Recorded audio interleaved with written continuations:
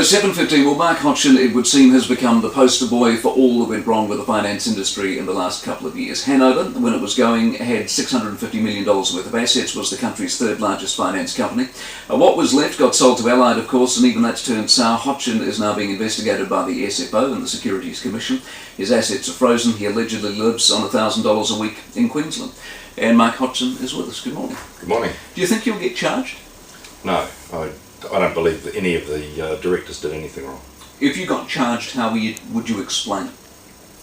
Well, we would defend it, obviously. Look, I shouldn't say we wouldn't get charged. There is a possibility there could be a charge. It'll likely be, if it is, I suspect it'll be some form of securities advertisement or something like that. I don't know, I'm speculating. A trumped-up charge? No, not a trumped-up charge, but, you know, if you look at a prospectus, there's so many words in it, and you only have to get one of those wrong to have a default or have an issue. So that could well happen. But in terms of knowingly misleading or knowingly doing something wrong, no. If you got charged, could you be found guilty? Well, anything's possible. Securities law is really wide, so obviously there's a chance. We don't believe so. Do you worry about going to jail? No. Why not? Because I didn't do anything wrong. Even if you got found guilty? Well, there's degrees though. It's deliberate versus unknowing. So if the board signed off a prospectus that was later found to have an error in it, that's unlikely to be jailable. Okay, but still found guilty? Yes. What do you rate the chances of you being charged and found guilty of something? I think they're relatively low. Have you talked to the Securities Commission? We have a lot of correspondence with them in terms of supplying documents and information. Have you talked to the SFO? Same, through the lawyers, a lot of information. Have you been able to convince them, do you think, that you did nothing wrong?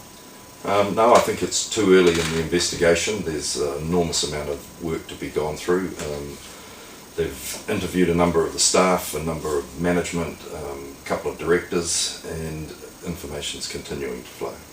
When it all went wrong, why did you continue to lead the lifestyle you did? Well, I'm not sure that I did.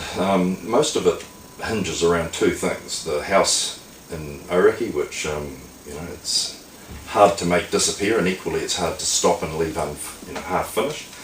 And secondly, the birthday party in Fiji. Why? Well, we'll get to that. So, just over 2 years ago, for my 50th birthday, after having friends plan it for a long period, we decided to go to Fiji and have a birthday. It was clearly a mistake. The timing was appalling. I didn't, however, pay for it. I understand that, and that was covered on the TV last night, so I don't want to waste time on it. The broad-based question is, why did you act, why did you behave the way you did, when it might have been wiser to just simply disappear? And clearly that was a mistake. But why? I think partly because we were going through a moratorium. We'd put in a huge support package. We thought the future would be okay. We thought we would continue. And having a 50th didn't seem that. It's not just it's the house, it's the Hawaii, it's the whole thing. Your nouveau riche. Well, certainly painted that way. I'm not sure I feel that way.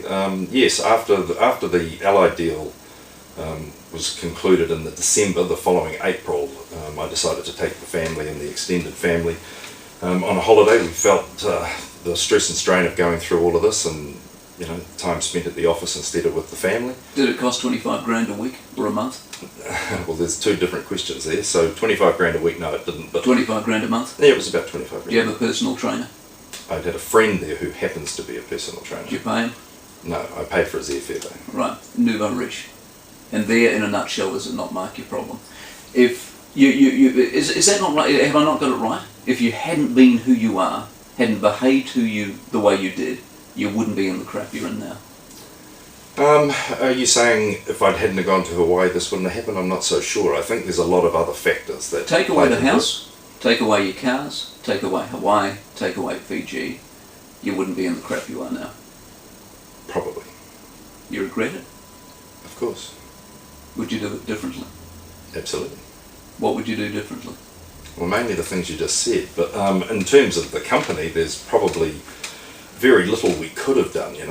People forget 60 finance companies have failed. Of global economic crisis, you know, we hear about work calls today, etc. Companies that shouldn't fail have been failing. I'm not sure we could have done that much different. But isn't that the crux? That's why I'm asking the very question. You are the poster boy, and you're the poster boy because of the way you behave, nothing more. You would argue you've done nothing wrong. No, You'd argue you're no different from any other finance house that fell over. They all disappeared. They all kept their heads down. They all tried to do the right thing. Some of them got charged. Some of them are crooks, and yet they haven't received the sort of attention you have. No one's actually watched either, you know. I know a number of the guys from other finance companies whose lives have carried on far more extravagantly than mine, but not publicly. Well, because no one's watching. So, you know, you get a lot. I've had a lot of attention for a lot of reasons, and as a consequence, everything you do's highlighted. So in 2.5 years, I had 2 holidays, one in Fiji and one in Hawaii, and they both made national news. Take a break. Mike Hotchin is our guest. We'll come back in a moment, talk about the dividends, the much talked about dividends. It's 7:21. Newstalk ZB 7:23, the guest is Mark Hotchin. These much talked about dividends, you took dividends out. This is what people are so angry about. You took money out of the company 6 months out. You say you put it all back. If you put it, and then some, if you put it back, why'd you take it out? Because the only way to take money out of a company is through dividends, and where we put it back in was predominantly in reducing related party debts and supporting the Australian subsidiary, so there's no other way to get it out. And so you took it out, put twice as much back. Is part of the problem, Pat, you've been tricky before. You've been slapped over by the Securities Commission before with Watson, haven't you? Is part of that you're a bit tricky with money? PRG I'm talking about. That actually wasn't me, but no, I don't think we're tricky with money. I think there's rules, there's only certain ways you can do things, and you know, the accounting standards are the accounting standards. But you pushed the rules. No, I don't believe so. I think we had a very conservative board. We had a very strong representation of independence. We had the market leaders there. We had KPMG as the auditors. We had a separate audit committee, separate committees for just about everything. Very good compliance, very good in-house legal. No, I don't think we did it all. If the Securities Commission unfreeze your assets, or the courts do, what are you worth? I've got quite a lot of bills, including a tax bill, which I think is reasonably common knowledge, which will leave me virtually broke. So if everything you own got released to you, and you paid off all your assets, you have no money? Not quite no money, but close to no money. Well, give us a figure. Well, it's not quite that easy because some of those things are hard to realise. So in liquid assets, I'll have nothing. In shares in companies that may or may not be worth, you know, a number of hundreds of thousands potentially. So you've got a few 100,000. Yeah. That is your total wealth in the world. Yes. No money anywhere else. No trusts hiding money. Is that including trusts? Well, no trusts that are mine. No. A trust you're involved with? Not that are mine. Well, hold on. Well, are you the beneficiary of the trust? I'm a discretionary beneficiary of a family trust. Would you be able to live very comfortably as a discretionary beneficiary of that trust? Only if the trustees chose to. Would they? In the current circumstances, I doubt it. See how tricky this is? This is where you get yourself into trouble. Well, too many slippery answers. Well, it's not slippery answers. I don't control those trusts. They're not mine. Of course you don't, but that's what trusts are designed to do. Well, so not they end up necessarily. working the way that you want them to. But these trusts were See, set the up. house is owned by a trust, isn't it? The big house is owned by a trust. Yes. You were going to live in the house. You're the beneficiary of the trust. No, that's not quite true. The difference with the house was that I actually put money into building the building, not the land. So the land's owned by a trust. The building was owned. You get to live in the house. Yeah, I was going to live in it. Hence the anger, Mark. Hence the anger. Do you think if you gave back everything that you do have to the people who lost, that would somehow make things right? I pretty much have. There's not much left. But what you do have left? Well, what I do have left, for one thing, is frozen, and even assuming it became unfrozen, the bulk of it will go to the inland revenue. Okay. As far as Allied is concerned, and your concern over Allied, what business is it of yours given you've sold it to them? It's gone. And I guess under normal circumstances I would agree, and except that since the day they've got it, they've blamed Hanover or me for every single thing that's ever gone wrong in their business. And not only are we trying to defend our position there, but we can also see the value erosion that's happened, and the mums and dad investors who, frankly, we helped convince to do this deal are losing money, flat hand over fist. You come in here basically for 24 hours, you hit television, you hit radio. As you leave the country today, do you think you're any better liked or respected than you were when you arrived? I don't know.